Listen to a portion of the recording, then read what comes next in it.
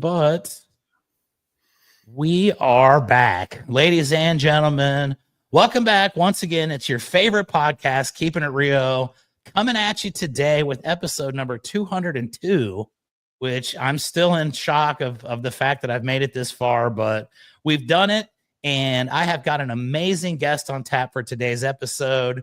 Did my deal where I went on the Facebook page and asked for some interesting stories. And this gentleman has a very interesting background, an interesting story. I am very much looking forward to hearing more about this. So without any hesitation whatsoever, ladies and gentlemen, please allow me the honor of welcoming today's guest to the show, Mr. Douglas Berry. Doug, welcome to Keeping It Real, my friend. How you doing this morning? Doing great. Thanks for having me on, Chuck. Absolutely. It is my honor. We just met literally about a minute and a half ago. So these are always fun. I love it. I told you I don't do any prep, and I try to make it seem like that's just because I like the organic conversation, but it's also a mixture of being a little bit lazy.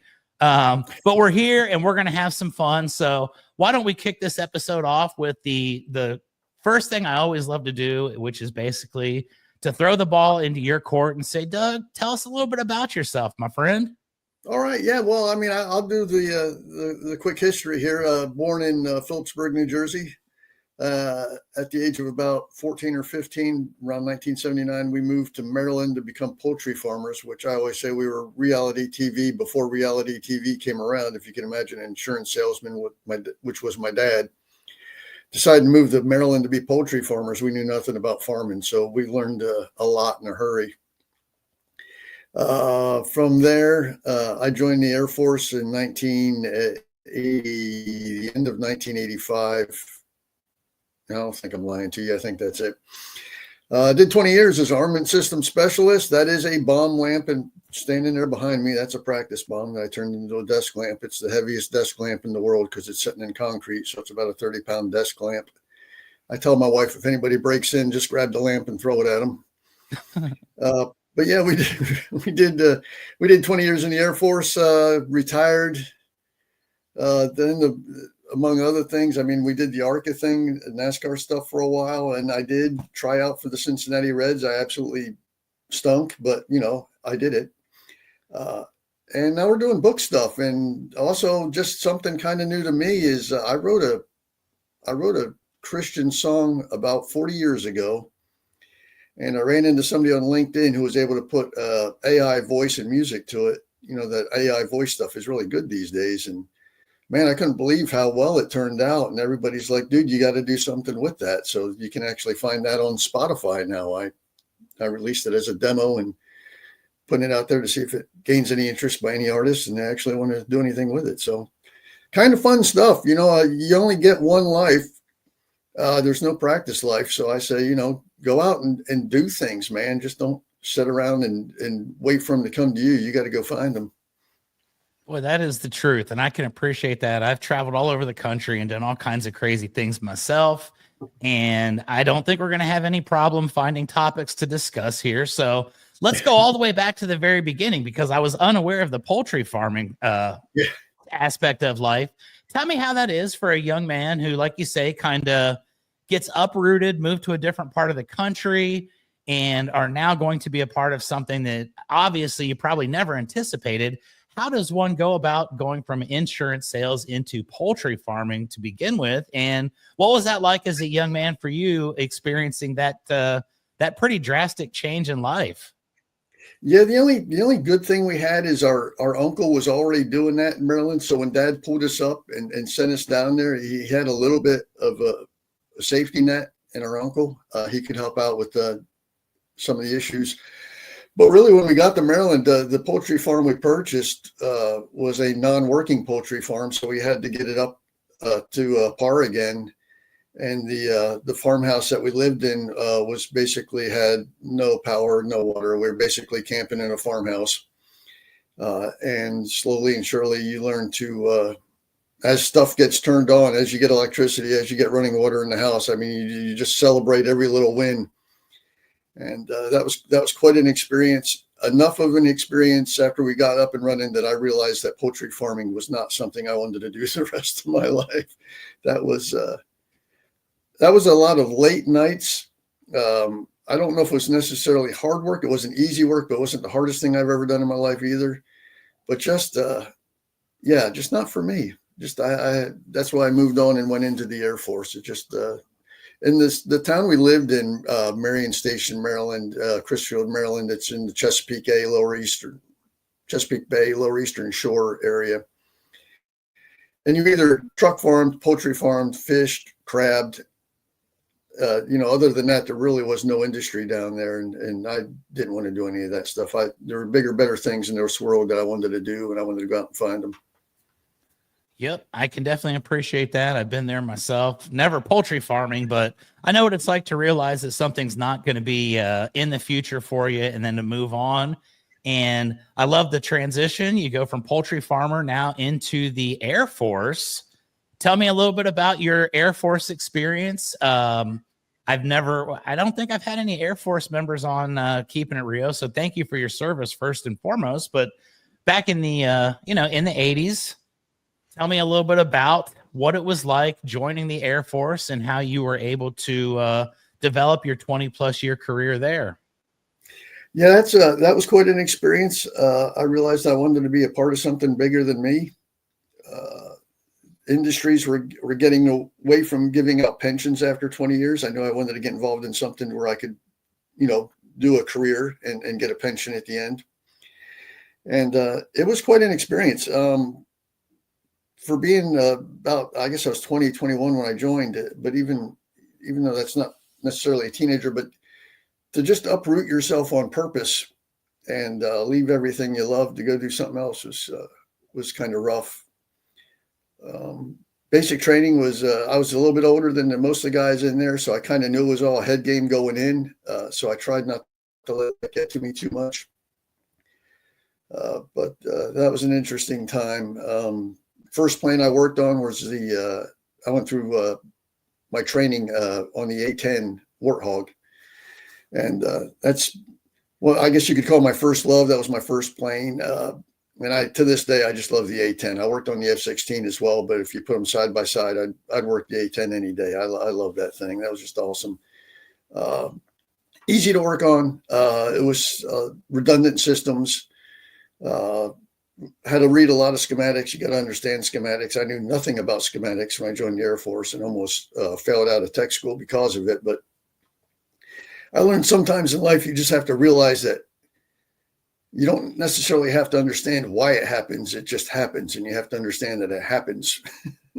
And that's how schematics are. You don't always have to understand, in my eyes anyway, how I got through it. I don't necessarily have to understand exactly the specific reasons these things do what they do, the diodes, the transistors, the resistors, all that sort of thing. I just have to know that this is the way the electricity flows when it clicks over that way. So that was quite an experience. Didn't go to too many places that were a lot of fun. My first base was Davis Monthan Air Force Base in Tucson, Arizona, which I absolutely love. Tucson, Arizona. Possibly the best 4 years of my career, and the first 4 years of my career. Just tons of stuff to do down there. It's a great area. From there, I did my year in South Korea, which I hated and loved at the same time. I might get a little emotional here. While I was in South Korea, me and my wife got separated. I had a drinking problem. I gave my life to God, and everything came back to me. Me and my wife got back together. Life was good. My career took off. And I came back to Shaw Air Force Base here in South Carolina. Okay, I'm getting it back together again. And while I was at Shaw, I got a lot of TDYs, 4 tours to the Middle East, 2 in Saudi Arabia, 2 to Kuwait.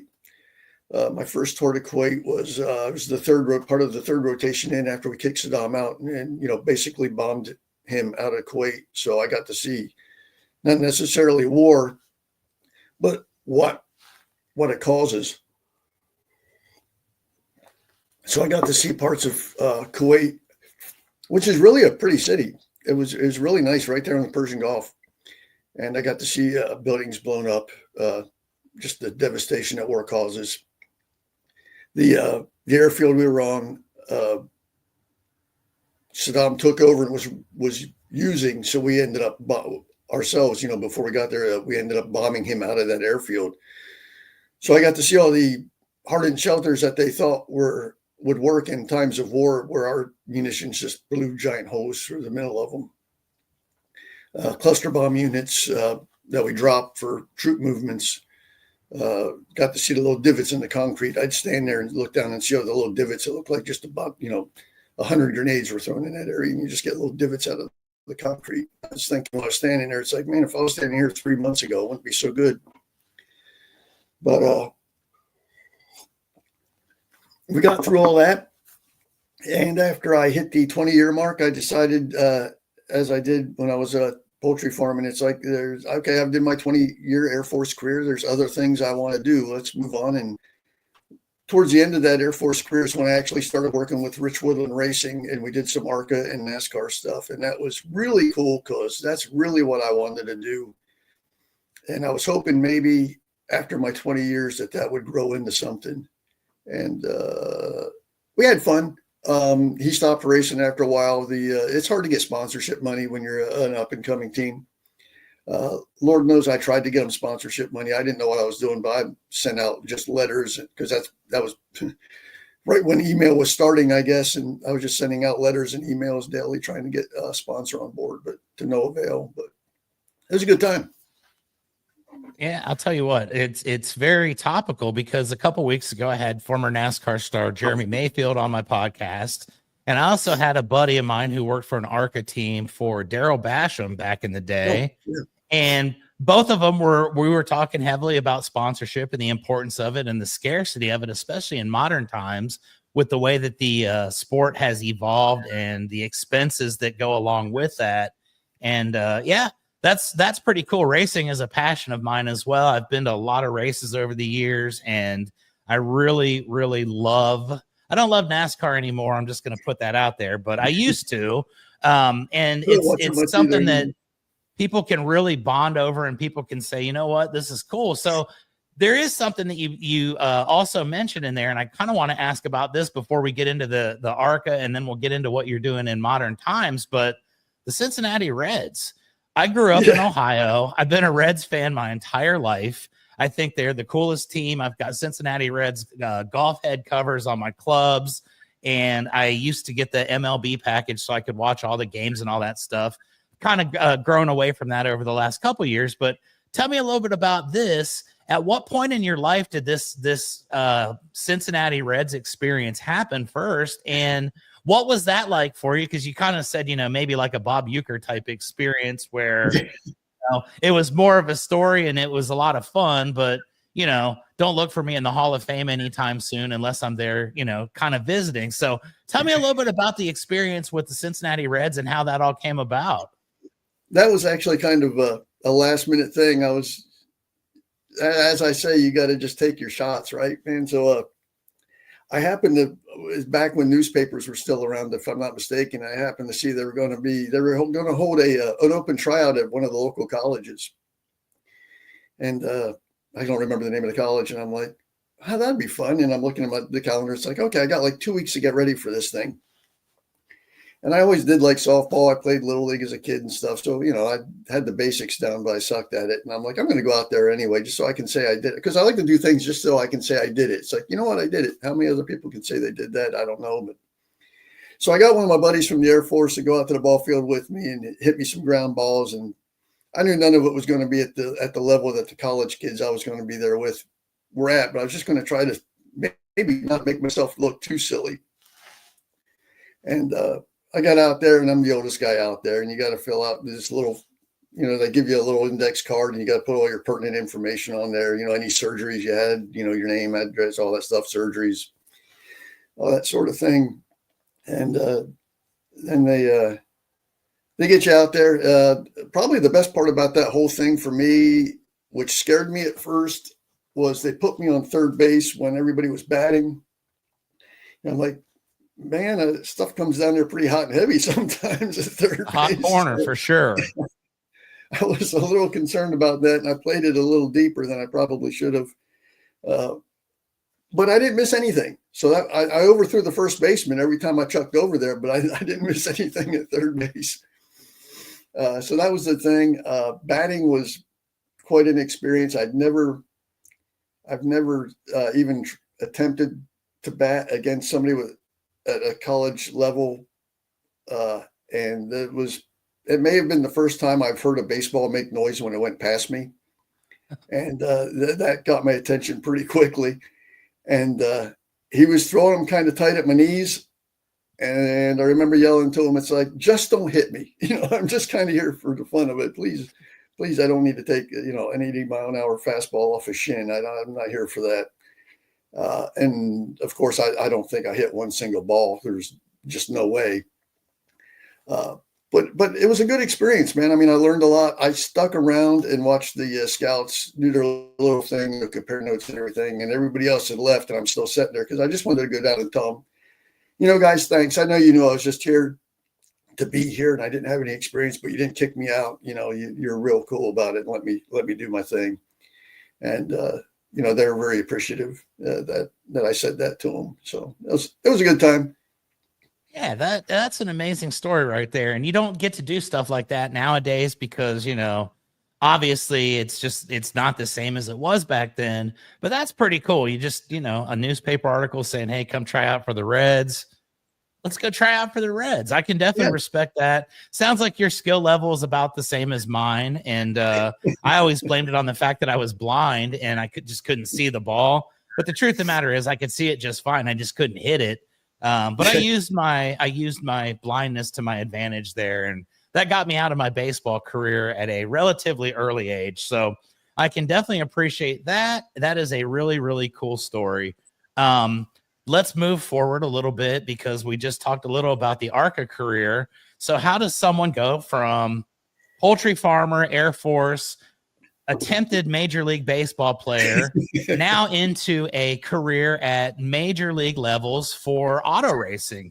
Tell me a little bit about your entry into the ARCA series and how that all came about.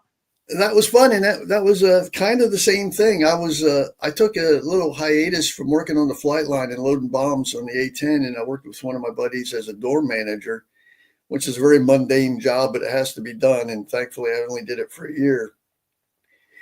And the whole time I'm sitting in there is basically a boring day, and I'd see him over at his desk, and he's studying to become, because he wants to be a pilot. He wants to get his private pilot's license. So I'm looking over at him, and he's doing all his studying and everything. And I'm just sitting there doing nothing. It's like basically nothing other than the paperwork I got to do. And it's like, what am I doing with my life, right?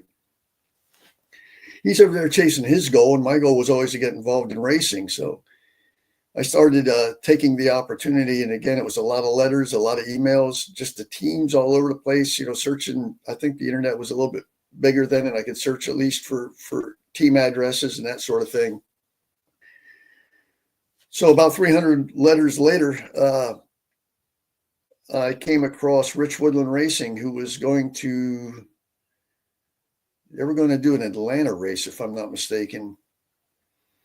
And I sent them some information, and he was from California. His dad owns a vineyard out there and has more. I always kid. It's like he's got more money than I got blades of grass in my front yard. But his family's based out in California. He was over here in Charlotte, Concord, actually. So I went up there and got together with Rich Woodland, and he's like, "Yeah, man, we're going to do before the Atlanta race. I think we did the Atlanta race, and then we were going to do a Charlotte race. And the Charlotte race was really my first experience with just overwhelming crowds. I mean, the Atlanta race was cool. Don't get me wrong, because it's a new career field for me. I worked on cars a little bit as a kid, so I thought that'd be a lot of fun. But the Charlotte race was just incredible. They ran the All-Star race before the ARCA race. I think I'm saying that the right way. I believe you're right. Yes, the All-Star race and then the ARCA race is the same weekend, and then they do the 600 the following. So we were there for the All-Star race, and I'm sitting on the pit road wall, and it's like I'm looking at this just because back then that place was packed, man. I mean, there were people all over the place back in the what had been the late 90s, early 2000s. And so I'm sitting on the, you talk about a how do you like me now moment, it's like I'm sitting there on the pit road wall looking at all these people and just hearing the cheering crowd is like, it's the, I made it. It's the, how do you like me now? It's like, here I am. My whole life, I used to go to the races, and go see them. And now here I am sitting on pit road wall. I've got Tony Stewart and people walking by me. It's like, this is just the greatest thing in the world, man. That was great. And, it was a lot of fun. We did a lot of the big tracks in the ARCA series, Michigan, Pocono, Daytona. I used to love to get out on the Daytona, Atlanta. We did a couple, what was it, Kentucky? I don't know. There were a couple other ones. I think it was Kentucky Raceway. But man, there were I met a lot of strange characters. That's for sure. Oh yeah.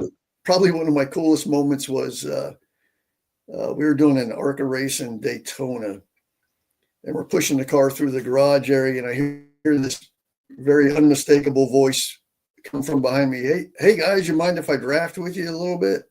And I turn around and it's Chris Economaki coming up behind us, and it's like that was like the coolest thing. So just a quick conversation with him because I always hated to get, you walk past Richard Petty and these are all people you've seen on TV growing up, and you're awestruck and you want to go over and get an autograph and you want to go talk to them. But at the same time, they're busy. You're busy. There's just not a place for that. So I didn't get to have as many conversations with some of the cool people I got to meet, or see. And maybe going back, I would have maybe taken a little bit more time and tried to at least just say hi and introduce myself. But it was pretty cool. Yeah, that is an awesome story. And Charlotte is one of my favorite places. I used to live there. My first race was the Coca-Cola 600 in 2001, and I've been to over 75 NASCAR races since. And you're absolutely right. I had a garage pass one year, and I got to go down into the depths there as they are. And you're walking through there, and I see Bill Elliott, and I see Jeff Gordon. And I see all these guys, and you're right. You're just kind of starstruck. And it was crazy because I told you about maybe 2 months ago, I had Jeremy Mayfield on my show. And Jeremy was my favorite race car driver since the days that he was in ARCA. And I'd met him before. I'd talked to him before. But to sit down and do a 1 hour conversation with someone that you looked up to and that has been through so much in the sport, it was pretty cool. I'm not going to lie. And I had his wife Shayna on a few weeks ago as well to kind of tell her story about what happened with them and from her perspective, as far as what life is like with the whole thing that happened with Jeremy and NASCAR. But what a cool thing. And I always respect anyone that's a race fan. Like I said, it's a passion of mine, and I know about ARCA. I've followed racing for most of my adult life. So that is pretty amazing.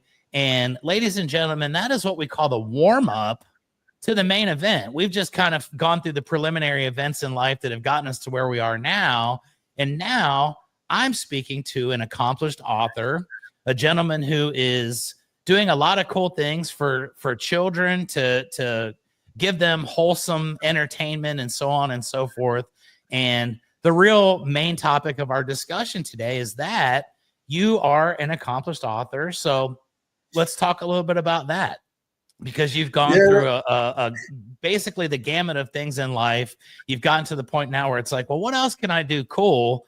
I guess I'm going to write a bunch of children's books, and they're going to be awesome. So tell me about how this all came about with you, where the thought process was when you decided you're going to do this, and we'll kind of discuss the process of putting the books together. But let's start with the initial concept. How did this all develop? Yeah, this was cool. Another interesting story. My son, who I think is probably pushing 30 now, I should know this off the top of my head. Forgive me. Every time I get his age wrong, he always corrects me. So I'm just going to say he's about 30. I respect that. I've been about 30 for the last 15 years, so I get it. He when he was younger, he caught a baby rabbit in our backyard. He always wanted a pet rabbit. And he brought it in the house, and he named it Jasper. And we were like, okay, TJ, you can keep him overnight, but we got to let him go the next day. We can't domesticate a wild rabbit. So morning came. We had a little trouble finding him because he kind of got out of his cardboard box, but we eventually found him. And we let him back outside. And I looked over at my wife and I said, Sherry, I said, that little rabbit's going to go out in the backyard. He's going to see all his little squirrel, all his little woodland friends, and try to convince them. It's like, I spent the night in a people house, in a human house, kind of thing. And how's he going to convince him that he did? How's that conversation going to go? And it just clicked. And I sat down and in about 20 minutes, I wrote a real rough draft of what the first story the night I spent in a people house was going to be. And then the chore was, that's a neat idea. If I could turn that into a kid's book. And years go by, and you contact the publishers, and I think I got like 3 or 4 no's, and you'll do it 1 year and they'll say no, and you get frustrated, so you put it on the shelf for a while.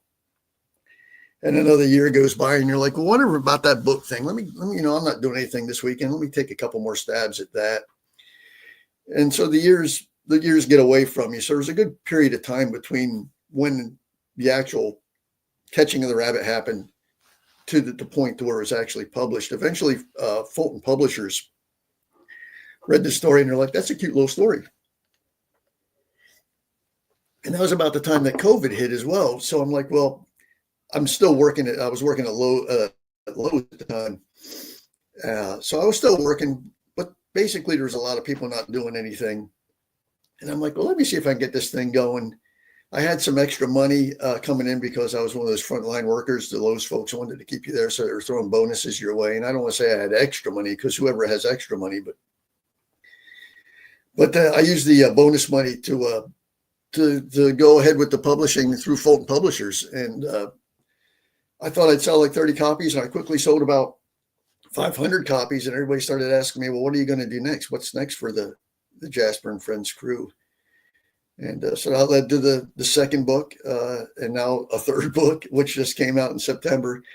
And now I'm working on an activity book to go along with the other books. So it really kind of took off. I truly feel God has put me on this path.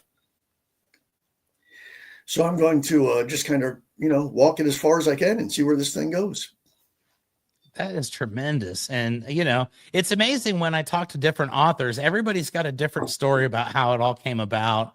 I've had people that have, told me I wrote my book in less than a day. I've had people that told me, I had to go up into the mountains and live in a tent for 2 weeks to come up with the entire process. You came up with the concept pretty quickly. And like you say, you put down a rough draft of it to kind of get a feel for what it's going to be. But tell me about the process of the evolution of the storyline, from idea with rough draft to now 3 books and an activity book coming. Tell me a little bit about Jasper and his story and how he's been able to convince his friends that I got to stay over there in that big house. And it was the amazing. So he's on a podcast right now, probably somewhere, telling people about the time he got to live in a house. So tell us a little bit about the storyline of the book. And obviously we don't want to ruin it because I don't have too many children that watch this, but we won't ruin the plot for them. Tell us a little bit about how that all comes about and some of the thought process behind that, because it's very unique and creative. And I always appreciate hearing stories of creativity. Yeah, so that was the first one, and then when folks started asking me, what's next for Jasper and his friends, I'm like, well, I was planning on being one and done. I didn't know there was going to be a second book, right? So I got to try to figure out what I can do to be interesting. And we like to go to Myrtle Beach and vacation over at the beach. So we put the camper out and enjoy time over there. And I'm like, well, Jasper, these are woodland critters. They've probably never been to a beach, right? So we'll have them go to the beach next. And so what happens is a swan moves, because they live around the little pond. The swan moves into their little pond area, and they greet her, and everybody's like, welcome swan, is the little words out of one of the books. And She's like, well, this is a great area. She's like, but there was this really strange place I passed on my way here. I think they call it a beach. And right away, the critters are like, oh, beach. I've never heard of that. We need to go on an adventure and go see what that's all about. So that's how the second book came around. And they go to the beach and they meet ocean friends. They actually ride a sea turtle out into the ocean so the sea turtle can introduce them to some of his friends out there, and they have fun. And then I wasn't so sure there was going to be a third book, back to the same mentality. And folks started very quickly, grandparents and stuff were like, dude, you got to write a third book. I'm getting tired of reading the same 2 books all the time to my kids. When are you going to come out with a third book? So I resorted back to my childhood days of growing up on the farm. And I'm like, well, what kids don't like a book about farm animals? So it's like Jasper and his friends can't find their friend Mouse, who lives on the farm. So they go down to Mouse's farm to see where he's at. And he's like, man, I'd love to come out and play today, but I just have a lot of chores I got to do. So maybe that's part of the Air Force in me trying to actually come out and tell kids they got to do their chores before they can play. I don't know, but that's how the third book comes about. Jasper and his friends go down to Mouse's farm and they help feed the animals, plant a garden, and everything before they can actually have fun. So that turned out real well too. And I like in my books, I like to put little snippets of my past in there. Easter eggs, I think, is what they like to call them. So peppered throughout the books. The first book, I didn't know what to do when they asked me for illustrations. So the pictures of the inside of the house, the backyard, that's me. I think my neighbors probably thought I was crazy. The illustrator said, I need pictures. And I'm like, well, I don't know. I've never done this before. I don't know what to do for pictures. So I just took my phone and started going all over the place in the house, holding my phone like knee level, like rabbit level, taking pictures of where I wanted things to happen. And so that was kind of cool there. And that's just the way you kind of got to do things. I mean, when you're not used to doing stuff, you just kind of figure out a way to make it all work. Yeah, like I say, learning on the fly. We don't get any practice in life, so we have to kind of just take it as it comes. This is amazing to me because very, very unique and very creative, and basing on life experiences that you've experienced.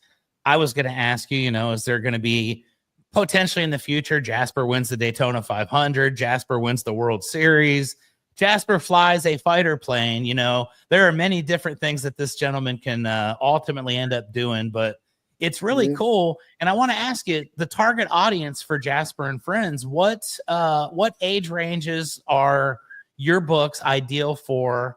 And, who is your target demographic, so to speak, when it comes to that?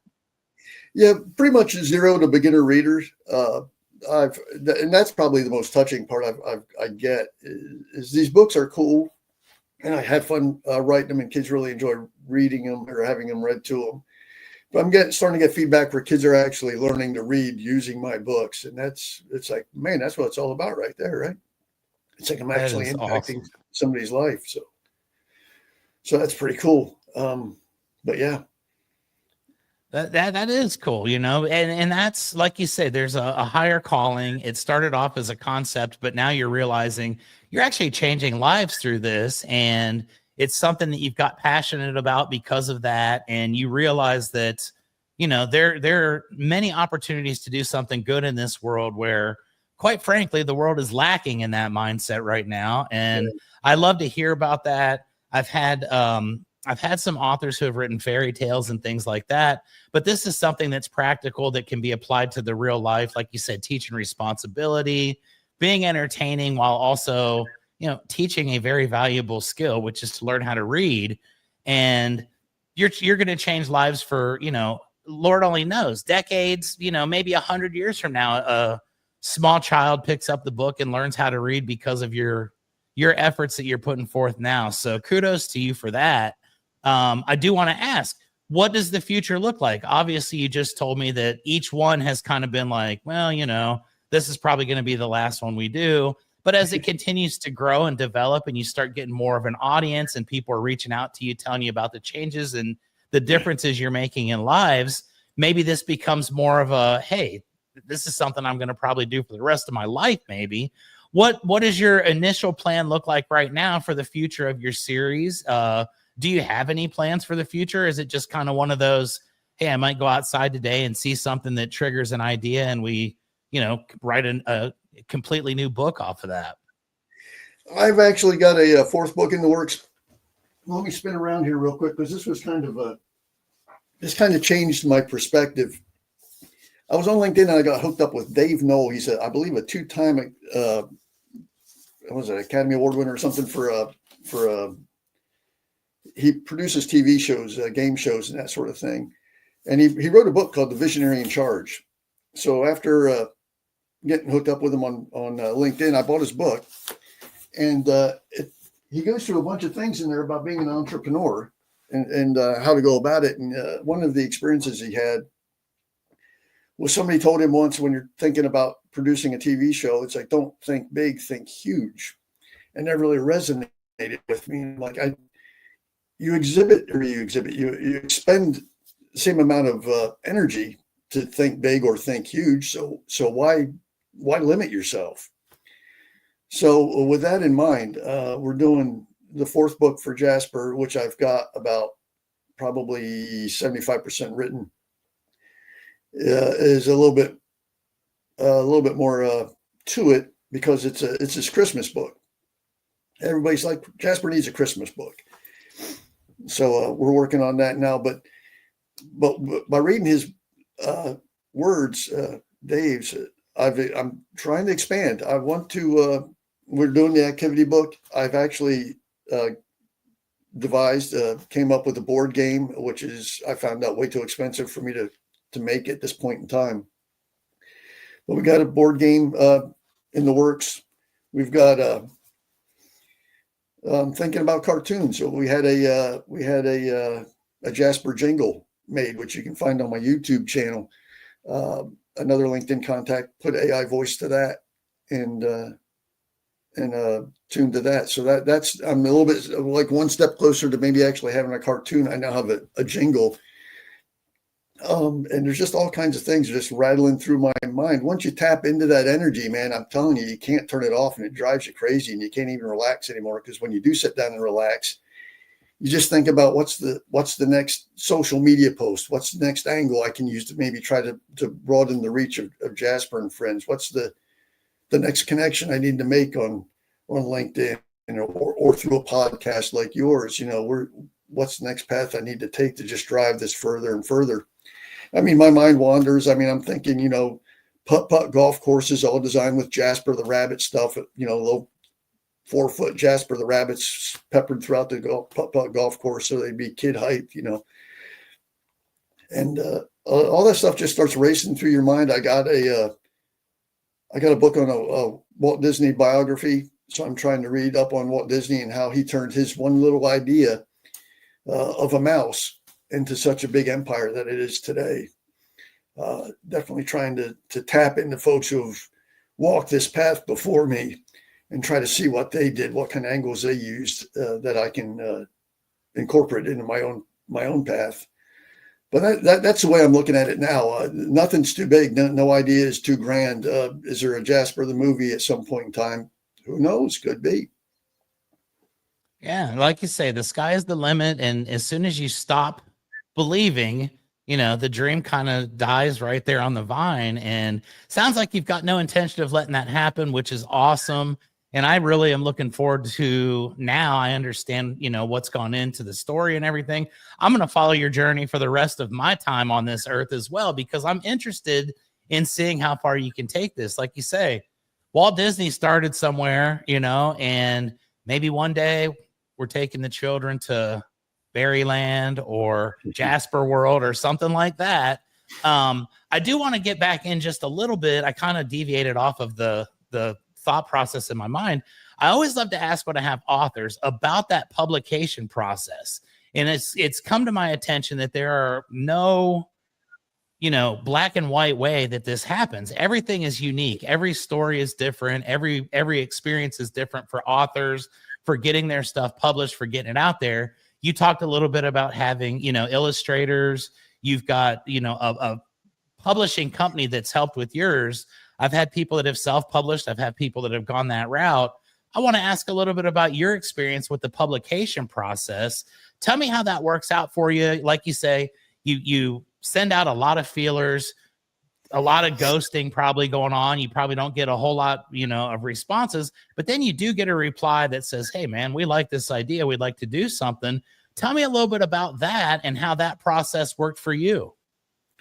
Yeah, that was interesting. There are so many different ways. People ask me sometimes about, well, which avenue should I take for publishing? Because there's so many different ways you can publish a book.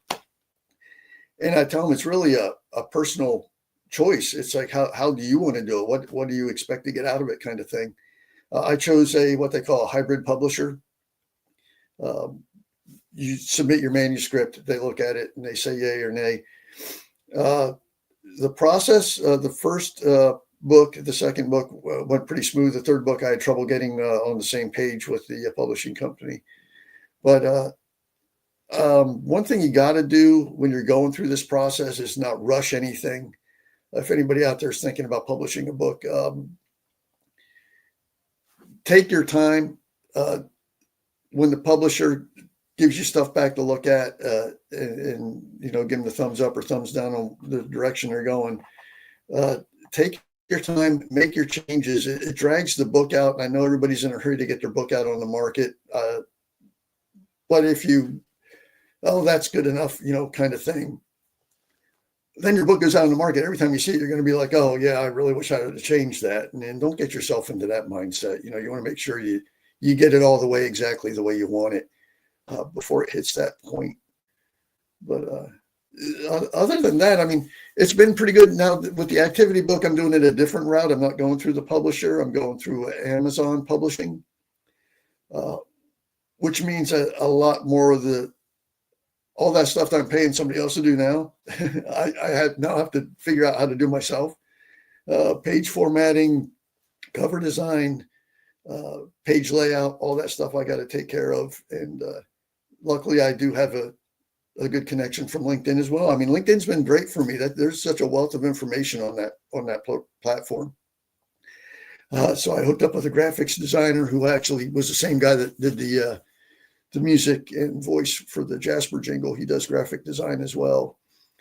So I came up with all my pages. I shot them to him. He cleaned them up, made them look prettier, and sent them back. So we're in the process of doing that. Hopefully, I don't know, because I've never done it before, how quick Amazon turns books around, but hopefully by the end of this weekend, I'll have all the files sent to them and finish my part of the process. But yeah, the traditional process for publishing, unless you're a known publisher, chances are you're not going to get into a traditional publisher. So you kind of got to do your self-publishing thing. Yep. And that's consistent with what a lot of folks have told me. And the cool part about it is you get to experience this on multiple levels. Like you said, the first and second are great. By the time the third one comes around, you're a little bit more experienced. You understand a little bit more about the vision and what you want the storyline to take on. And you get into those little situations where, hey, this isn't what I agree. This isn't what my vision was. Iron those details out. And then you go into a completely different format, a completely different experience with Amazon. And I think it's really kind of cool to get those stories and the insights from people. I do want to ask this. Now at this point, you're very well accomplished. You've put multiple books out. You've published them. You're doing more and more things with it. Do you still have a day job, or has this kind of taken over as your primary thing? Yeah, I do.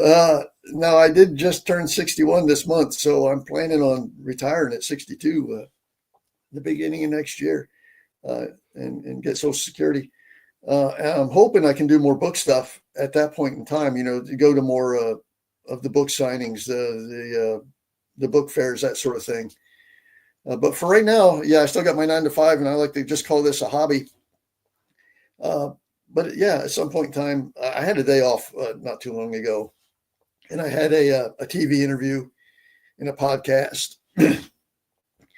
And then I had to drop some books off at a local book gift shop. And at the end of the day, I look back on my day and I'm like, this is my happy place. This is what I like to do. So I'm kind of looking forward to making that my full-time job. But yeah, when you do put out a book, a lot of people think, okay, I've published my book, it's over. It's all easy now. But at that point, you become a marketing, that's your full-time job.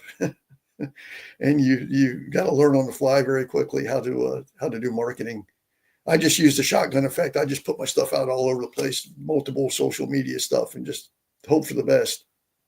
Yeah, see what sticks, and I can appreciate that. So, as is the case with most hobbies, my podcast is a hobby of mine. This is the 202nd episode. I've done a weekly podcast for 202 consecutive weeks now. And, we're doing this one Saturday morning. It's 9:30 in the morning here in San Antonio. I love doing that. I love getting up and talking to people, but it does take a lot of time and it consumes a lot of your energy and your effort, making the reels that you're going to put out, continuing to do all the social media stuff and all that. And people look at you and say, your hobby is taking a huge chunk of your life, but I wouldn't want it any other way. I love doing it. So comparisons, between an author and a podcaster, what percentage of your time, let's say you're going to start a new book, what kind of time frame are you looking at to get it done? Does it take away from a lot of the other things that you could potentially be doing in life, which obviously you choose to do? But what is your time investment into your hobby at this point? Yeah, to use the Fulton Publishing when I do those books, it takes the time frame is eight months is what they tell you it takes to process the book. And everybody's like, well, 8 months, that seems like such a long time. And I'm like, well, you have to understand, I'm not the only author they've got that they're working with. I mean, you get put in a queue, and then when they work through it and you finally, your work comes up, they'll go over it and then shoot it back to you. And every time you make a change, it's another 4 weeks before you get the change back. So there's a lot of time involved. It takes up a lot of my time just because, like I was saying before, I can't turn it off. I can't stop thinking. So when I'm not actively working on a new book, I'm actively trying to come up with another angle for marketing stuff. And I don't do videos. Everybody's like, you got to do more videos and get your face, and so people would know your personality and stuff out there. And you wouldn't know it probably today, but I'm a terrible introvert. I'm the guy that will stand against the wall if you go to a party or something and not really say a whole lot to anybody. So it's kind of rough for me to put myself out there in videos. So podcasts are best for me because it's just more of a conversational thing as opposed to me standing there in front of a camera just saying stuff. Part of the way I combat that a little bit, I have come up with a voice changer app that I can use, and I've developed a Jasper voice. So a lot of times on my reels and stuff, you'll hear Jasper talking as opposed to me. That was one way I got around all that. But yeah, it takes up a good part of your time to answer your question. As you well know, it's like you get done with one and you're looking for the next. Yeah, and I love that aspect of it. It's a passion project. It's something that's going to continue to live on forever in your mind. And like you said earlier, the sky is the limit. Who knows what's going to develop from this? It's fun to me to hear a story about a wild rabbit that was, brought into the house decades ago, long gone off of this earth, that's changing lives, that's helping children, that's given you something that really has changed your world, made you into, an accomplished author. And when you continue to get this feedback, it's just something that is like pouring fuel on that fire. So before we start winding down, we got a couple more minutes here. I got a couple more things I'd like to ask you about. The question I like to ask next is, tell me about the first experience you had where you put your book out. Like you said, you're thinking you're going to sell a couple dozen copies potentially. The expectations are not to be a bestseller when you start, but you start getting some feedback from people and they're telling you, hey man, this is really good. And this is working for me and it's helping my family. Tell me about that first experience where someone reached out to you and said, hey, you know what? I found Jasper and Friends, and I just want to tell you the difference that it's made for me, or I just want to tell you about my experience. I just want to give you a thumbs up for doing it, because that's the first motivational speech that you ever get when it comes to being an author.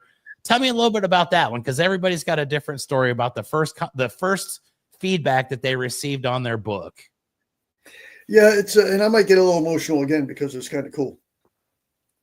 My sister, she's a thorn in my side because she works for NASA. And I tell her, it's like, look, I'm the one that's got the 20-year aerospace career, for goodness sakes. I'm the one who should be working for NASA, not you. You're just an accountant. So I just give her a bunch of crap about that all the time. But she had somebody in NASA who didn't work in her area, but because of her being an accountant, they knew each other, even though they were on opposite sides of the country. And so this other her worker friend heard about me being an author, so she bought my first book. And her son was never interested in reading at all. She's like, I couldn't. She sent me this beautiful handwritten note. That's how she got back with me about this. And she's telling me this story about how her son never would get interested in reading at all. I mean, she couldn't get him to sit down to read anything. And so when she heard about my sister and me, she went out and bought my book. And she said when it came in and I opened it up and I told him that, I got a book for her. She's like, he immediately dove right into that thing and just started reading it from cover to cover, and was all excited about how he had read a book, and she's like, you just completely changed his outlook on reading. And it's so, you get stuff like that. And it's like, wow, that's, and that was initial. That was one of the first ones. And since then, I've gotten so many more, like we talked about earlier, about folks who tell me their children are learning to read using my books. But you get that first initial one that's just so powerful as that one was, and you're like, okay, this is working. This is helping folks. Making a difference. I love that. And that's the whole point of doing what we do. If you can reach one person and you can change a life, it's worth it. But then you realize that one becomes, a dozen, 50, 100, 1,000. And before you know it, you've got a huge audience that's clamoring for your next edition of the book. And I'm ready to ask you the most important question of them all, because I think this is the benefit of having a podcast. And I will cut this up into reels and I'll put it out there. Parents with young children that are maybe going through the same thing. Maybe the kids don't want to read. They've got all these other devices nowadays, and reading is kind of, not as cool as it was back when we were kids, but it's very important to learn. And it's very important to find something that can motivate them to want to learn how to read and to continue to do that moving forward in life. Parents watching this episode right now from somewhere in the world, I always joke and say 1 million different people are going to watch this episode. And Jasper may be touching lives 100 years after we're both gone, because it might take that long for 1 million people to see it. But someone watches this episode and they're touched by the story. They want to learn. They want to help their children out. What is the best way that they can go about getting the books into their hands so that they can do that? Yeah, I've gotten pretty lucky. I'm pretty much everywhere online. Amazon.com, BarnesandNoble.com, Walmart.com, booksamillion.com, and you can order these books. They're distributed through Ingram Content Group. You can order these books at your local bookstore even. They'll be able to order them up for you. My big goal is to get them in the box stores. I want to get them on the shelves. I want to get them in the Walmarts. I want to get them in the Targets. I want, get them on the shelves of Barnes and Noble. And that's the struggle I'm facing now. But having said that, this is kind of the coolest thing. They are in a bookstore in Aruba, which I thought was one of the coolest things I ever did. Just sitting there Saturday morning on a whim, sent them a message on Facebook. And I would love to get them in. And then they sent me a reel on Instagram showing me where they had gotten my books in, and did a little reel for that. And that's probably the coolest thing. And then right away you're like, okay, this could be an international thing. Maybe don't think about just America. Think about getting it out even worldwide. So you kind of broadened your scope of how you do things even more. But yeah, everywhere online. I want to get them in stores. If you guys know it out there, know of any bookstores, local bookstores, you want to carry them, it's just ask them or reach out to me and I'll contact them and we'll see if we can get them in there. There you go, ladies and gentlemen. Let's do this. Let's help this man make this a worldwide phenomenon. This has been an absolutely enjoyable hour of my life, like I said when we started. I had no preconceived notions coming in. I didn't know what to expect. And I think these are the most fun podcast episodes that I do because I've learned a lot about you as a person. I've learned a lot about your journey, a lot about what goes into this. And the simple fact, like I said, a little rabbit that was captured in your yard, that got to spend a night in your house, sparked this creative masterpiece that is going to continue to grow and evolve most likely for the rest of your life. And I think that the number of lives you're going to touch is indeterminate. We'll never really know because there's a lot of people that will probably never reach out to you, but those that do are going to continue to spark that energy and continue to keep you moving forward with it. I cannot thank you enough, Doug, for the time that you've taken to be here on Keeping It Real with me this morning. Like I said, it's a Saturday morning. This gets replayed on Thursday evenings, but we do them at all different times and all different days and all that. And my Saturday morning is awesome. I'm going to go out into the world now with a little bit of extra pep in my step based on the story that you've told me and my audience today. I can't thank you enough for that. Before we end the episode, there's one thing that I always need to do. I make sure that I do this every episode because I would not be doing this without the help of my sponsor, which is Roofer. And I'm going to tell you a little story about Roofer real quick, if you're all right with that. This is a company that was designed by actual roofers and started off maybe about 7 or 8 years ago as a tool to do aerial measurement reports for roofs.